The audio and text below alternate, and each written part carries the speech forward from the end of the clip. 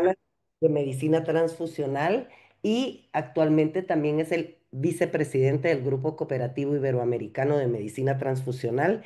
Tenemos el gusto de tenerlo con nosotros y pues sin más ni más, Roberto, gracias por haber aceptado la invitación y estás en tu tiempo para que podamos discutir a ver qué es lo que pasa en torno a este tema tan importante en nuestros países. Adelante, Roberto. Pues bueno, muchas gracias a Paula y a Educalia por hacerme partícipe en este tipo de webinars, creo que es muy importante. Voy a hacer una presentación muy rápida, les voy a compartir pantalla y voy a apagar mi cámara para que no tenga tanto problema con el internet. Entonces,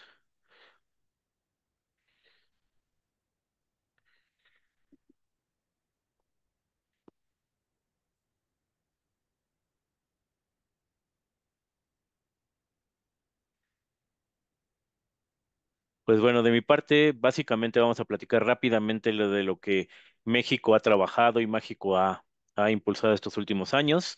Pues bueno, ya me presentó Paula. Actualmente estoy en AMTAC y en GESIAM. Creo que es un reto muy importante para mí y para todo el cuerpo directivo que tenemos.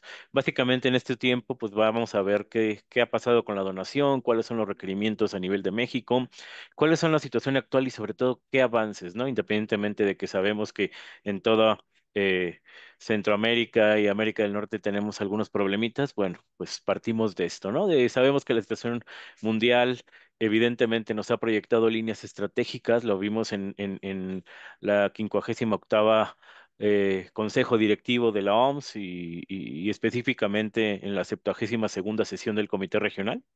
En este sentido, pues bueno, nos marcan cuatro líneas estratégicas que son muy claras y muy básicas. Yo los presento a ustedes, creo que ya de antemano conocen cuáles son las líneas que se proyectaron el 15 de agosto del 2020, pues evidentemente una autosuficiencia, seguridad, eficacia y disponibilidad del acceso universal de la sangre, que eso es la pieza angular que tenemos todos, para el cual nosotros estamos trabajando.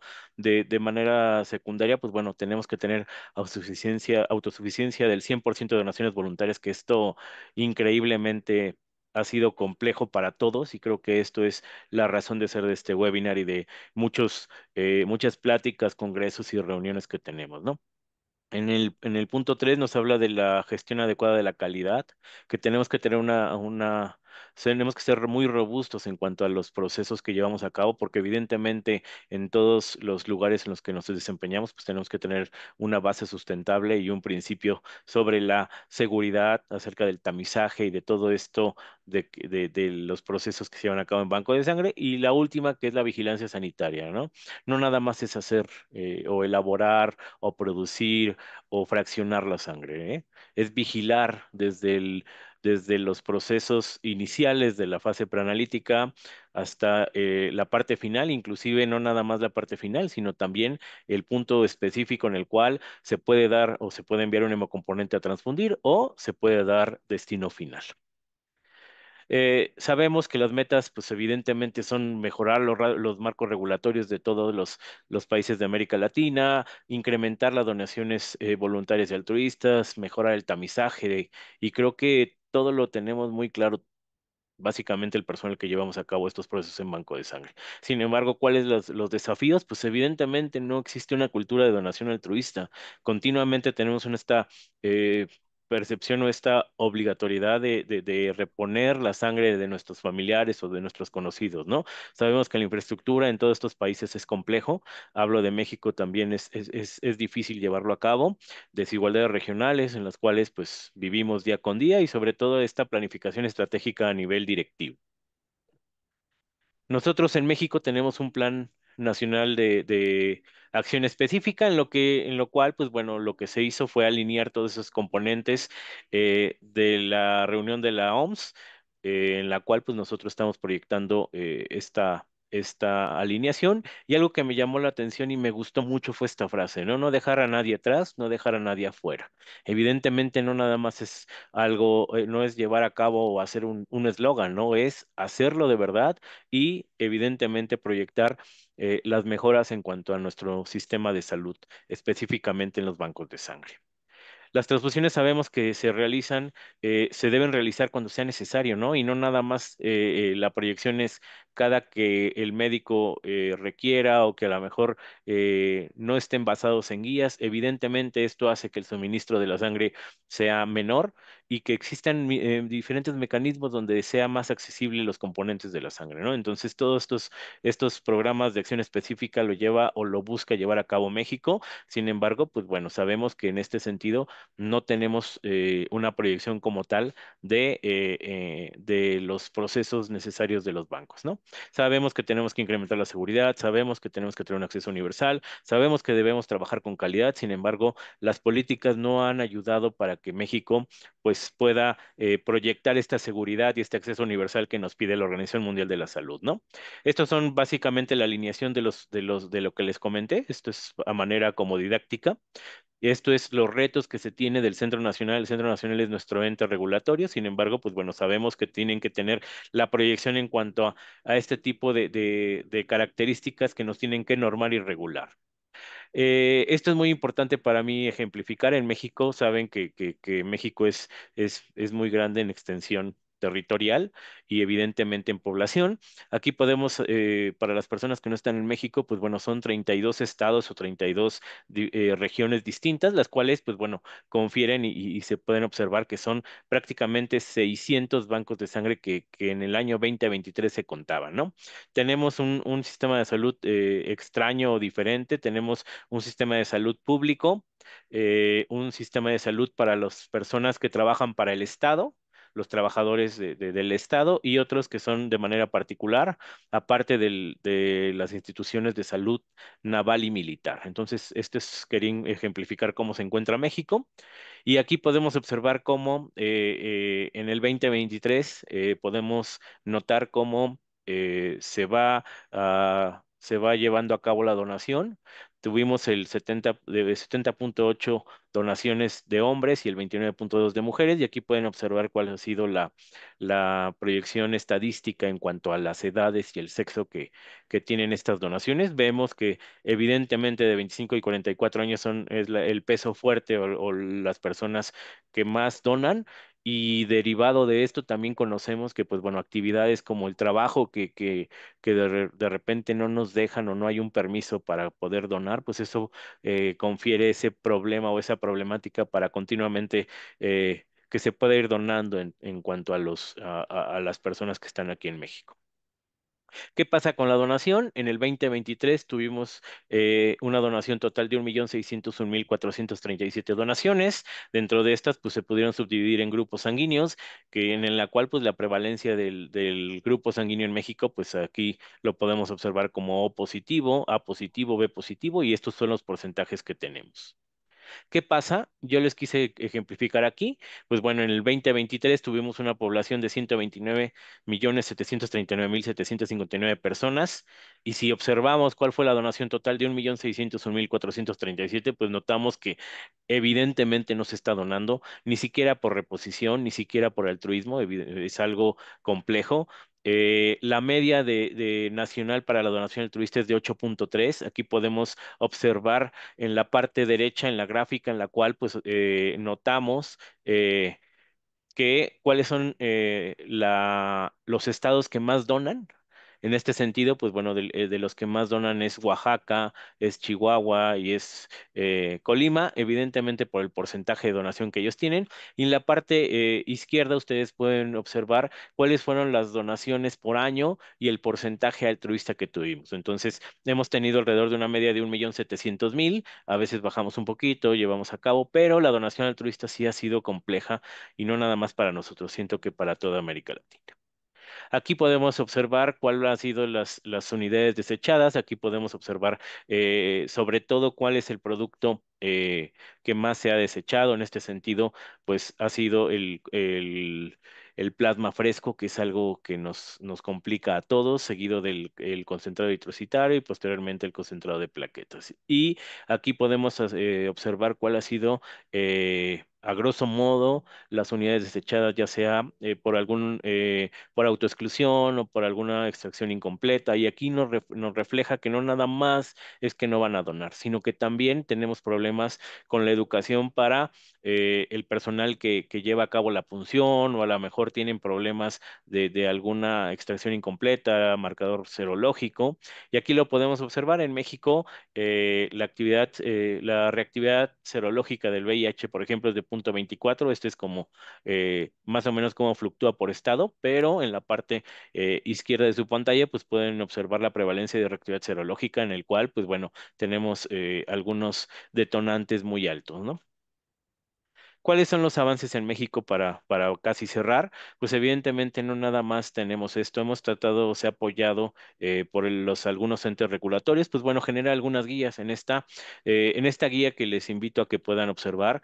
Son los criterios de selección. ¿Por qué? Porque a veces en México hay criterios injustificados de autoexclusión. ¿Y esto qué provoca? Pues evidentemente un efecto negativo.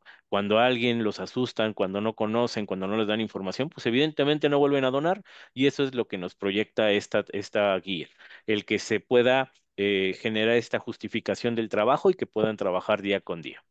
¿Cuál es el objetivo? Pues determinar las buenas condiciones de salud y prevenir. Es muy importante, es el derecho de todos de ser informados. También aquí, dentro de estos avances, pues podemos ver estas imágenes de, por ejemplo, criterios de la detección de caries o los intervalos en cuestión de biometría hemática. Entonces, para nosotros es muy importante. Y también es muy importante observar que ya se definieron muchas de las enfermedades para poder evaluar si es un diferimiento permanente o si es temporal, y esto creo que ha sido un gran avance que tenemos a la mano. Muchas veces pues nosotros tenemos la proyección de que algunos componentes no están ahí proyectados, y pues básicamente aquí nos ha ayudado a establecer criterios específicos, ¿no? ¿Qué pasa con los criterios o los defectos en cuanto a la contaminación bacteriana? Pues también en México estamos muy abajo, no hemos tenido esta proyección, y en esta guía de manera visual, podemos observar la inspección visual o algunas recomendaciones de desinfección, detección de bacterias, métodos de cultivo, y creo que es algo muy importante. También tuve oportunidad de participar en esta guía nacional de control de calidad de hemocomponentes, pues básicamente para hacer una homologación de técnicas y actividades en cuestión del control de calidad. Y estos son básicamente lo que tiene esta proyección: cálculos, matemáticas, sangre total. Y pues creo que eso sí nos ha ayudado en cuestión de México. Esta es una evidencia que tenemos. Y una de las cosas también importantes que ha sacado México actualmente es la guía de indicadores de Bueno, calidad, ajá. en los cuales, pues Este, bueno, nosotros lo que tenemos es, se escucha un poquito de ruido. Creo que es María. ahora silenciamos.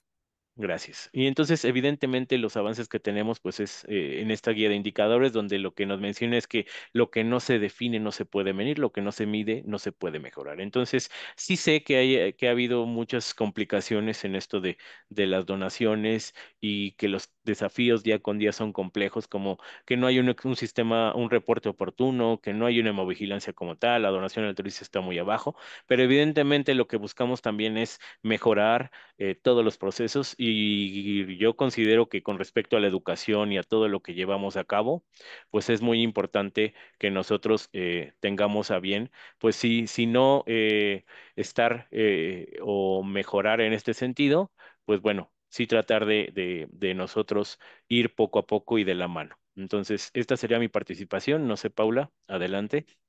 Ahorita nos volvemos a Perfecto, conectar. claro que sí. Bueno, perfecto, vamos a hablar un poquito, vamos a ver qué, vamos a compartir. Ujú. Voy a compartir, ajá, vamos a compartir, vamos a quitar las cosas para poderlo poner vamos a mandarlo por otro lado. Bueno.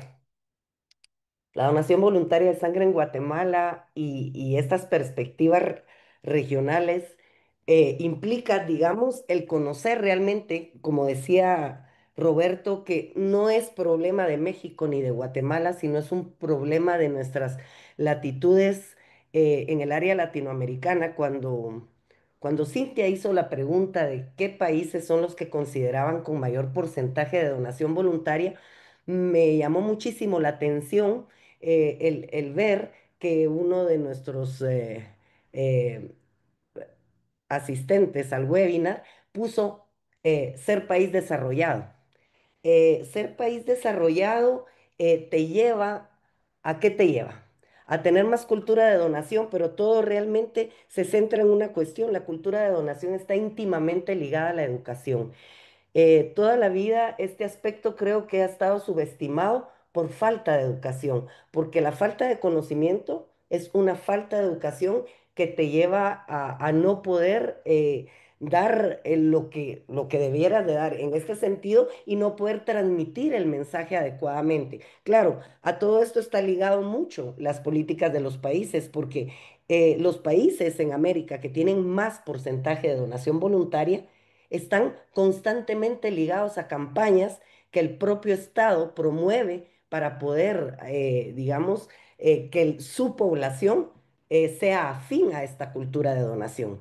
Sin embargo, nuestros países con un Estado debilitado, sin volver la vista hacia esta temática y hacia este problema que tenemos, poco podremos hacer en los próximos años, que ya nos pasamos de todo ese plan estratégico que plantea Roberto de la OMS-OPS en cuanto al quinquenio y en cuanto a las metas que se deberían de establecer, tener un 100% de donación voluntaria, nos hemos pasado porque esto se viene diciendo y no logramos varios de los países tener este alcance.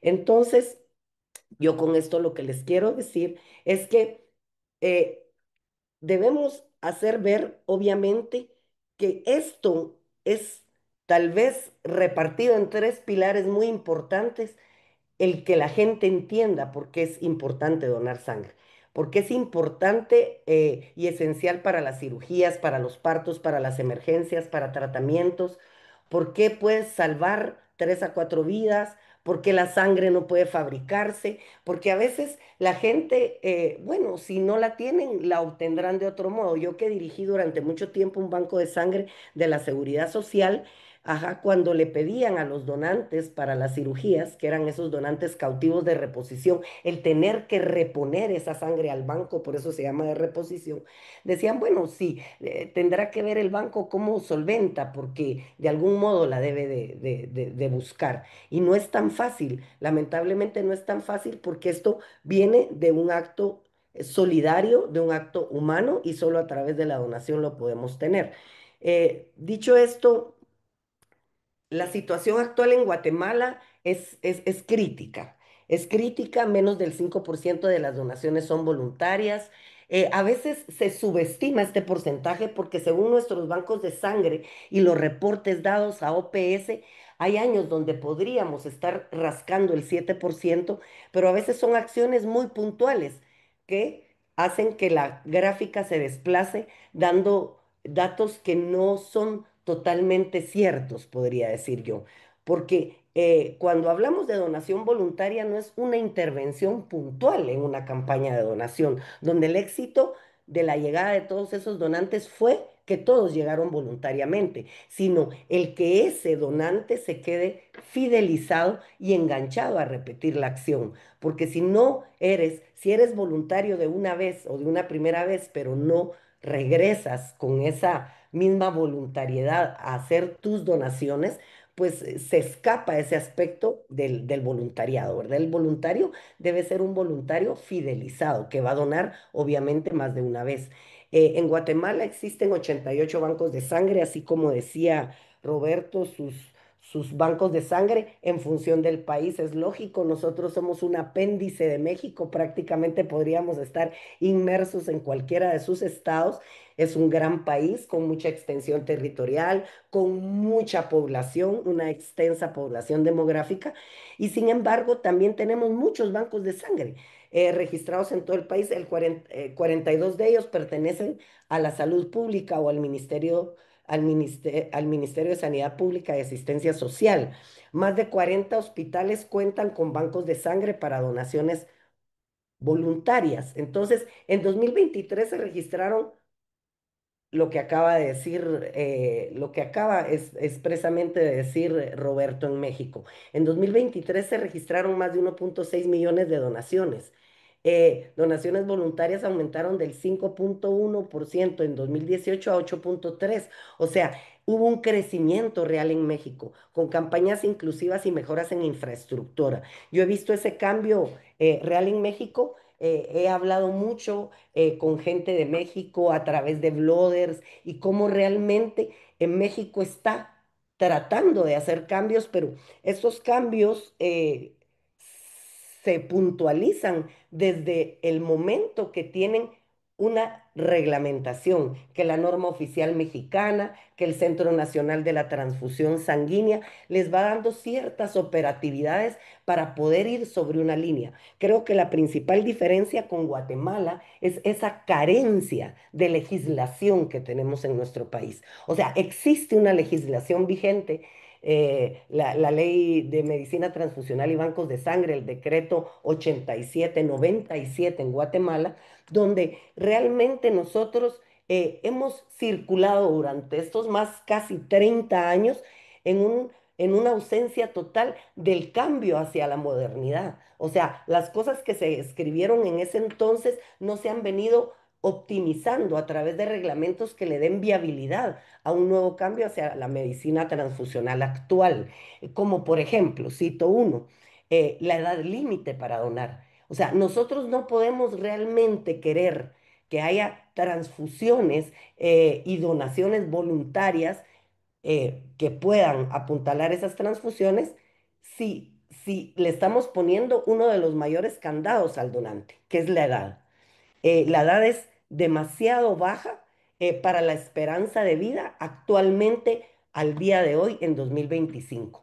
Los países hemos visto cómo hemos aumentado la esperanza de vida, evidentemente no al mismo nivel de países del primer mundo, pero sí se aumenta a tal punto en el cual nosotros deberíamos de tener más aperturado esos límites de edad para donar, porque si no tenemos donantes y encima estamos cerrando el flujo de donación con la edad, va a ser mucho más difícil. Todas estas cosas podrían ser viables si a través de un programa nacional de bancos de sangre que existe en Guatemala y una comisión nacional de bancos de sangre dependiente del Ministerio de Salud, hicieran estos cambios, pero creo que se han quedado un poco estancados, o sea, se siguen haciendo campañas puntuales. El Día Mundial del Donante, a mí me encanta celebrarlo, el día de tal cosa, ok, perfecto, pero eso no resuelve el problema de un país, eso resuelve el problema de unos meses en determinados centros, pero no el problema de carencia de sangre a nivel país.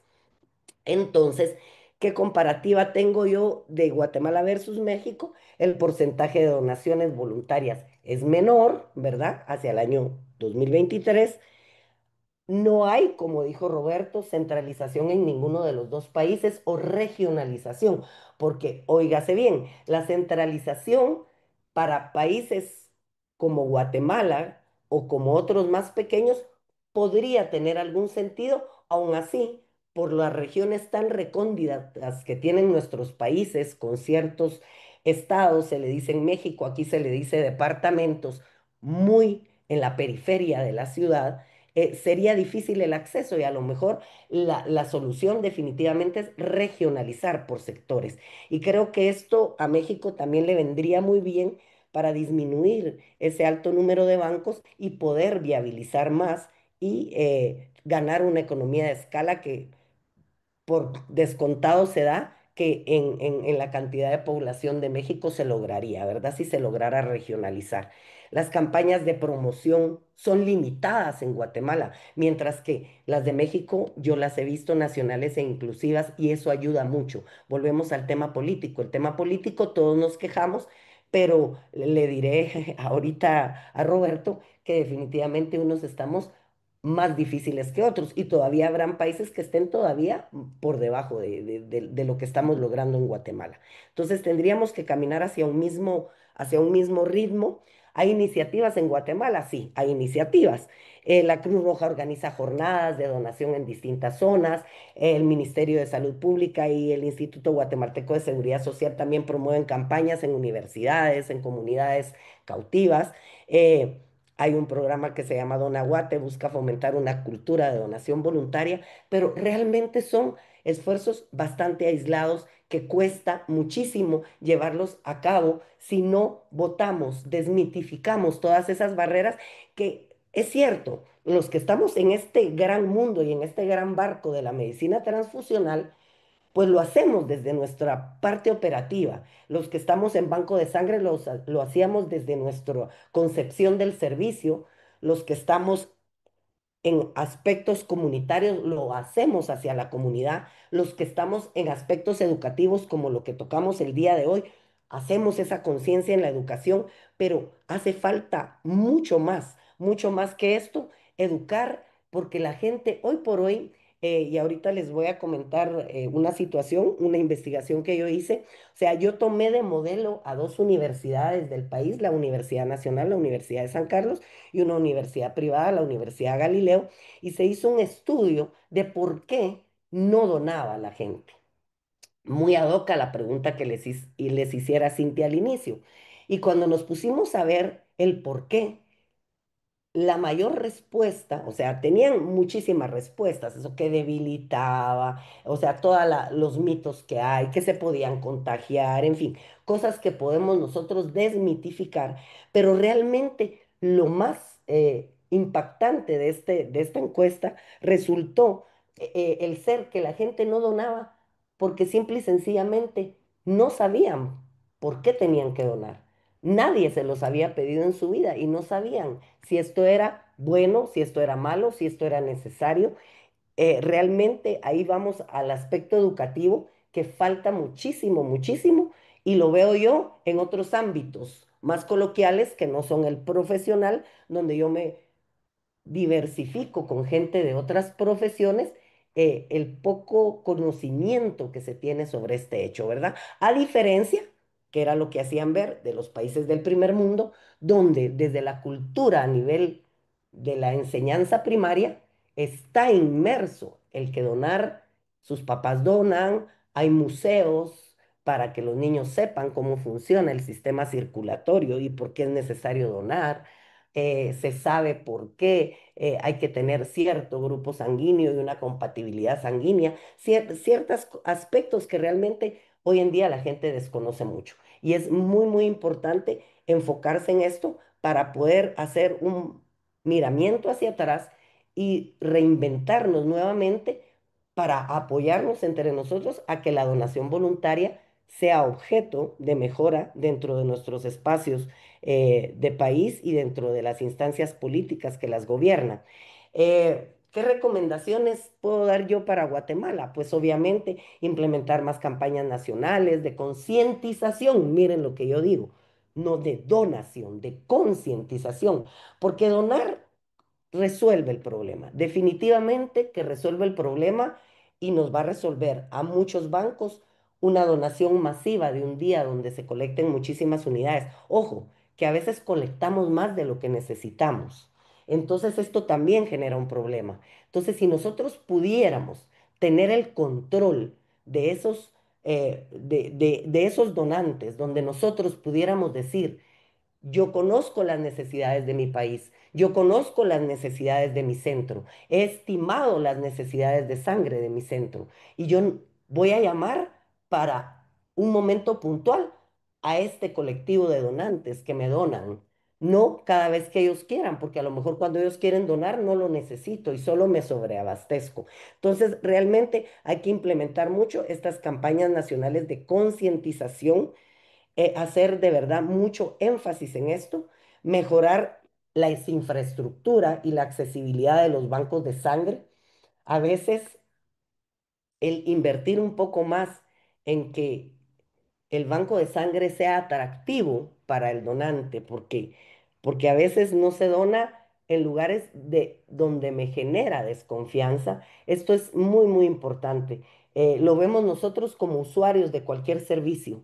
Nosotros somos críticos a cualquier servicio que vayamos a requerir y nos fijamos en todo. De la misma manera, se fija el donante a la hora de entrar a nuestros bancos de sangre. Y fomentar, por supuesto, la educación sobre la donación desde edades tempranas, que era lo que yo decía.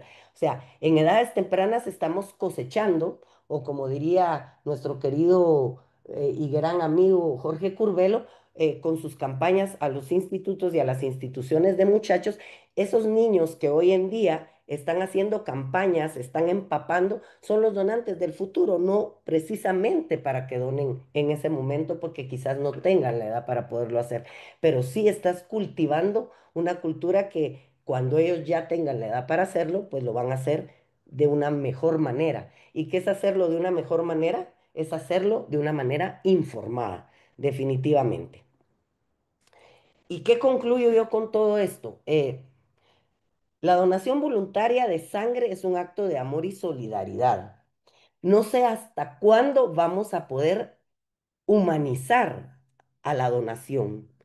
Desde hace mucho tiempo, y les hablo mucho tiempo atrás, les hablo a finales de los 90, principios de los 2000, ya se hablaba de sangre artificial y se ha vuelto a hablar. Japón tiene en la mira la idea. Con todo lo que se desarrolla en el mundo, crear una sangre que ya nos evite cualquier tipo de problema, que ceda con tanta precisión el oxígeno como lo hace el eritrocito y que podamos decir no hay compatibilidad porque esta es una sangre universal y no va a tener ningún problema, no va a haber inmunizaciones, no va a haber absolutamente nada. A pesar de los esfuerzos a la fecha, la donación es el único vehículo. No sé si yo lo viva, porque por mi edad no lo sé, si más adelante pudiéramos estar frente a un entorno donde se descubra que esto es tan preciso y que no decaiga, digamos, algo artificial y no donado de forma natural. Creo que ahí todavía existe el componente humano. Y al ser así, es un acto de amor y de solidaridad. No está despersonalizado ni o sea, no es algo que no tenga una identidad propia. Guatemala puede mejorar, por supuesto. Todos los países de Latinoamérica pueden mejorar con esfuerzos coordinados y sostenidos. No es hacer. En Guatemala usamos una expresión, y la voy a hacer aquí porque es un guatemaltequismo, que dice, no seamos llamarada de tusa. Llamarada de Tusa es ¡fum! Un boom, pero ahí se apagó todo. Entonces, los esfuerzos tienen que ser coordinados, sostenidos en el tiempo, medibles. Por eso habló también Roberto de indicadores. Situación que nuestros programas, ya hablo específicamente del que me toca, del Programa Nacional de Guatemala, deberían de estar sacando, yo no sé, creo que tengo, sí, tengo abierto voy a verme porque sí tengo abierto este librito para que vea que sí lo tengo, no sé si se logra ver, pero es el que les puso los indicadores que los saca la Asociación Mexicana de Medicina Transfusional, de los que les habló Roberto. Esos debemos de apropiarnos nosotros y hacerlos propios en nuestros países, pero son las instituciones como las asociaciones científicas, una gran asociación de mucha solera y de mucho tiempo como la Asociación Mexicana o los gobiernos con sus normativas, los que nos deben de impulsar. Lastimosamente, en Guatemala no tenemos ninguna de las dos cosas.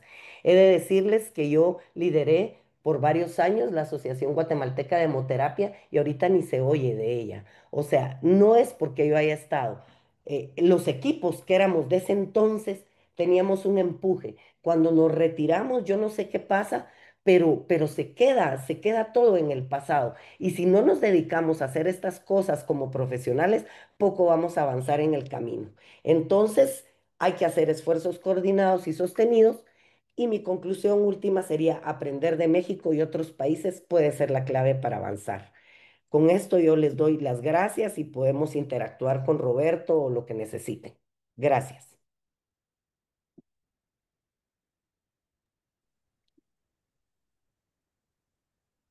Excelente intervención, estimado Roberto, estimada Paula.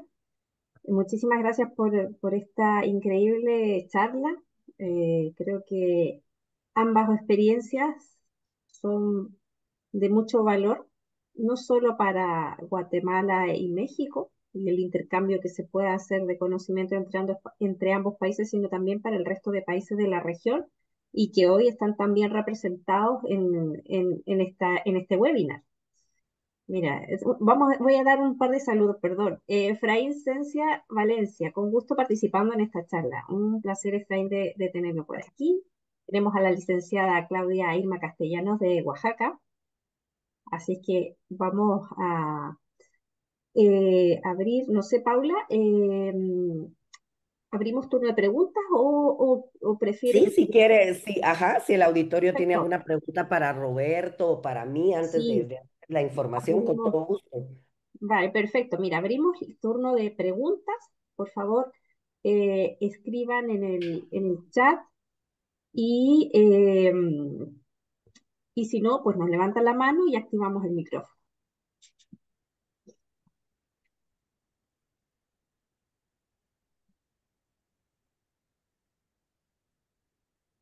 De momento no hay preguntas, así que Paula, te dejo para que puedas tú preguntarle a Roberto. Felicitaciones por la charla, nos dice aquí Susana Paredes. Yo tengo una pregunta para Paula. Ah, ok, démosle. Después me desquito. Muy Está bien. bien. Damos. A Pues ver. mira, básicamente he tenido la oportunidad de ir a Uruguay, donde la proyección, las bases es la educación, como mencionaste, con el doctor Curvelo y con muchos médicos destacados. También he tenido la oportunidad de revisar algunos proyectos en cuanto a algunos estados. Sin embargo, yo veía y platicaba con el doctor Curvelo acerca de cuál era la intención de apoyar a las personas que fueran a donar, eliminando algunas, por ejemplo, algunas multas de vialidad, algunas cosas así. Para mí, y siendo muy juicioso, Ujú. no sé qué tan viable o qué tan complicado es manejar esto del altruismo. Veo en México donde los lugares donde más donan es lo militar y lo naval, que Ajá. donde también cuelgan las pincitas de la proyección de dónde estamos en el altruismo, ¿no? Entonces, no sé tu percepción. No, exactamente igual que la tuya. No, no lo mencioné, pero excelente para que nos oigan debatir sobre esto. Yo también discutí muchas veces con Jorge. Me encanta su programa educativo a nivel colegios porque creo que esto es digno de imitarse y creo que esto va generando y fomentando cultura. Pero en cuanto, siempre es un hilo, así lo veo yo, es un hilo tan fino y tan delgado, eh, en qué momento te pasas de uno o de otro lado, cuando tú, a la hora de agradecer a un donante, quieres incentivar esa donación generándole prebendas, digamos, llamémoslo así. O sea, una prebenda puede ser exonerarte de una multa y eso creo que ya, según mi criterio, y te doy mi personal criterio, que creo que en este tema, eso es lo bonito, es un tema tan amplio, no es un tema ligado a ciencia donde dos más dos son cuatro, sino que cada quien podemos expresar nuestras ideas. Para mí eso es peligroso y no estoy tan de acuerdo con este tipo de situaciones. O sea, estoy de acuerdo en agradecer, por supuesto, de miles de formas, con estar presente en la vida de ese donante, con felicitarlo el día de su cumpleaños, con que te vean arropado, que te vean que eres importante para ese servicio, pero no dar cosas a cambio, como por ejemplo, porque igual estamos, o sea, das entradas a lo mejor al mejor cantante de la época en tu país y todo el mundo le encanta porque es el de la época y a todo el mundo le nace un altruismo bárbaro porque quiere ir al concierto. O das entradas para un partido de fútbol, yo qué sé, se me ocurre. O sea, la gente de lo que, donde está débil, porque a veces nosotros tenemos nuestros gustos propios, si te quieren atacar el altruismo por esa debilidad, verdaderamente no sabemos qué tan altruista estás siendo o si estás movido por otros intereses. Entonces realmente no soy tan partidaria, te lo digo de verdad. Y para mí ha sido también algo, comparto contigo, algo complicado porque sí, para mí no es altruismo, sin embargo, no nada más tiene que ver con este proceso de educación, ¿no? Tiene que ver Sí, primero con una base sustentable en cuestión de leyes. Seguido de esto, lo platicaba con algunos donadores, ¿no? sí, Yo creo que viene y parte de la educación en casa. ¿Qué pasa, por ejemplo, a mí? Y eso es un comentario muy personal, ¿no? A mí cuando era pequeño me decían, si no comes, te inyecto. Si sí, no comes, vas con el doctor. ¿Y qué amenaza. pasa? Ujú, Muchos donadores vienen con un temor, con un miedo, que inclusive te sorprende, ¿no? A mí me ha tocado correcto. personas sumamente tatuadas, con Ujú, múltiples tatuajes, y que se ujú. empiezan a sentir mal solo porque están sentados empezando a la toma de muestras de biometría hemática o de algún marcador infeccioso, ¿no? Yo considero que es multicausal, no nada más es el ir a la escuela, sino que también en casa tú tengas una proyección directa y en tu seno familiar, pero a mí sí me tocaba, ¿no? Saber y decir, si no haces esto, te voy a inyectar. Y el ver una inyección y el ver sangre y el llegar a un lugar que tú per se sabes que es algo que es problemático ir a un hospital, pues bueno, creo que no nada más es eso, se conflictúan y se llevan muchas vertientes y creo que también eso va de la mano. Totalmente de acuerdo. El tema es tan complejo y ¿por qué crees que es complejo? Porque definitivamente volvemos al tema. Gracias a Dios y hasta el día de hoy está metido el ser humano y el ser humano es complejo. El ser humano desde su concepción y sus emociones es complejo. Yo tengo una charla que di sobre los criterios de elegibilidad del donante y es increíble las estadísticas y muchos estudios lo apuntalan así lo que hace el miedo y el condicionamiento mental. Porque tú acabas de decir, o sea, estamos como seres humanos condicionados, o sea, aquel niño que le dicen no vas a servir para esto, no vas a servir para esto, y te condicionan, y de verdad, en la vida ya no sirves para nada, versus aquel niño que lo elevan y le dicen tú eres lo máximo en esto, tú eres, o sea, la vertiente totalmente opuesta. O sea, cuando te dicen, ah, si no comes, te voy a poner una inyección, te voy a llevar donde el médico. Son condiciones que uno no quiere llegar a suceder. Entonces, el organismo la rechaza y reacciona. Entonces, definitivamente, el condicionamiento mental para la donación es brutal. Entonces, cambiar ese chip va a costar, pero por eso tenemos que sacar a la gente de ese grado de desinformación porque la gente con tatuajes, no, yo ya no voy, o sea, me van a ver mal, o sea, no sabe las condiciones de un tatuaje o por qué podemos diferir por un tatuaje. Cuando la gente ya entiende por qué puedes diferir por un tatuaje, pues las cosas van más light, ¿verdad? Sí, María José, ya te vi con la manita levantada. A ver, vamos. Gracias, Paula. Mira, que tengo preguntas en el chat. Tenemos Oh, varias. démosle. Dice, desde Perú, Arequipa, ¿hasta qué edad se reciben a los donantes voluntarios? ¿En qué país? Le preguntaría Ah, yo, porque depende del país, vale. las leyes son dependiendo del país. Ajá. Pero no hay un criterio, y hago la contrapregunta, ¿no hay un criterio clínico para determinar la edad? No, Vale. no. Ok. Las edades están, por lo menos en varios países, las edades están, o sea, dentro de las reglamentaciones, las edades están implícitas en la ley. En el caso de Guatemala es así. Eso es lo malo de cambiar una ley y más tan antigua.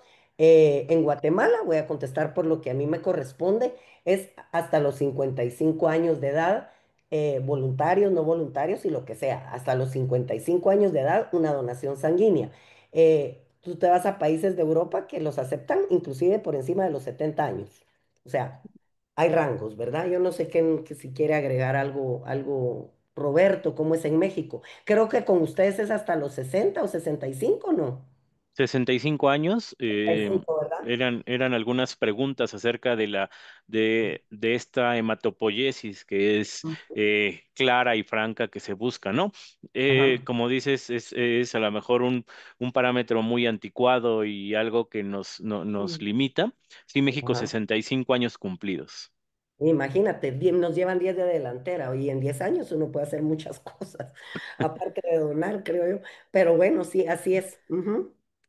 Mira, hay también otras opiniones que hablan precisamente cuando ustedes conversaban sobre esto del intercambio que se hacía o estas prebendas, dicen, es como un intercambio. En el intercambio no hay altruismo. por ejemplo. Buenas tardes. Al momento que se retribuye de alguna manera, deja de ser voluntaria la donación, pero realmente el ser humano está acostumbrado a dar y recibir, así sea un pequeño detalle. Otra persona dice, es que se les puede dar, pero sin ofrecer. Creo que esas eran como opiniones respecto a lo que conversaban ustedes respecto a ofrecer algo a cambio de esa donación.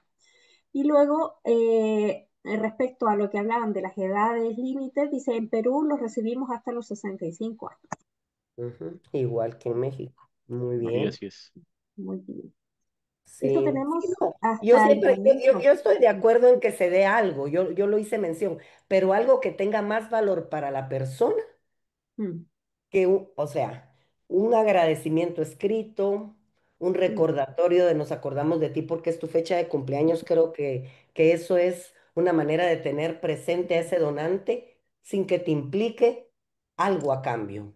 Porque mm, si ya tú costeas o monetizas, te voy a descontar una multa, te regalo una entrada que te hubiera costado 500 pesos o 500 quetzales o lo que quieran en la moneda que quieran, ya ahí sí hay un intercambio, donde no medie ese tipo de intercambio, mm. creo que sí se valen los reconocimientos. También menciona que en Venezuela 60 años, volvemos a hablar de los límites de Mm, edad. Ecuador también es hasta los 65, en Oaxaca de 18 años a 65 años. sí, en México, en todo Mm, México me imagino que es igual. mm. Sí, Sí. ujú. Nosotros les ofrecemos un refrigerio, comenta Susana.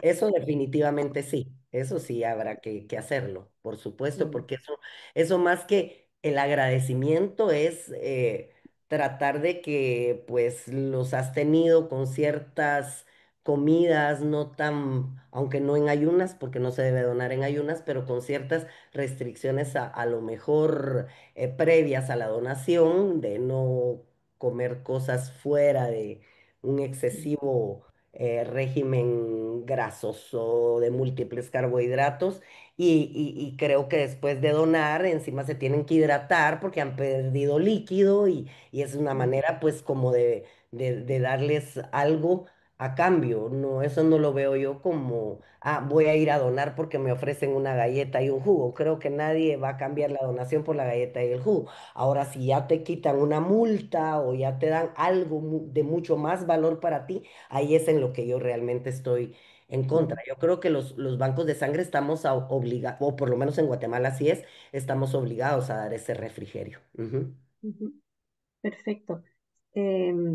Si me permiten, también viendo la experiencia en la maestría, está el caso, por ejemplo, del doctor Carlos Penailillo de Perú, que él Ajá. es un donante que lleva muchos años donando. Sí, Y también lo que yo he visto en el caso de él es que se le da mucha visibilidad a él como paciente, o sea, como donante, más bien. ajá, Ujú, claro.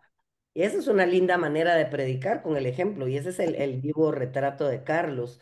Eh, Como te digo, lamentablemente, yo en su momento también lo hice, pero cuando ya te ponen restricciones por ley, quizás, no sé, si ante una emergencia y firmando algún descargo, puedes saltarte ese proceso, pero normalmente los bancos de sangre no se quieren complicar. ujú. Entonces se ajustan a la ley y no te aceptan. Ujú. También comenta Ana Solano, he visto que ofrece exámenes de laboratorio. Bueno, pero es parte implícita, ¿no? O sea, los exámenes que tú Mm, llevas a cabo, Sí. no, por lo menos que yo conozca, no se ofrece algo más, porque evidentemente no tienes el recurso necesario, pero estos son exámenes que tú los haces como tamizaje o a lo mejor revisión del grupo sanguíneo, pero más allá de eso, no conozco, ¿eh? Sí, es parte de lo que se hace dentro del procesamiento de la sangre y creo que ellos deberían de tener derecho a saberlo. Que vayan a querer donar para saber cuál es su estado de salud, ya es muy difícil intervenir en eso, pero creo que eso no hay otra forma de evitarlo y creo que si un donante además está en un riesgo o le detectamos un riesgo, es obligatorio de nuestra parte por lo menos hacérselo saber, ¿verdad? perfecto, pues no veo nuevas preguntas en el Bueno, chat, muy así es bien. que procedo a dar las gracias a Roberto. Muchísimas gracias por tu participación en este webinar. Paula también, bueno, como tú eres de la casa, con lo cual Sí, contamos contigo en estos webinars. Mira, hay aplausos en el grupo de chat. qué bueno.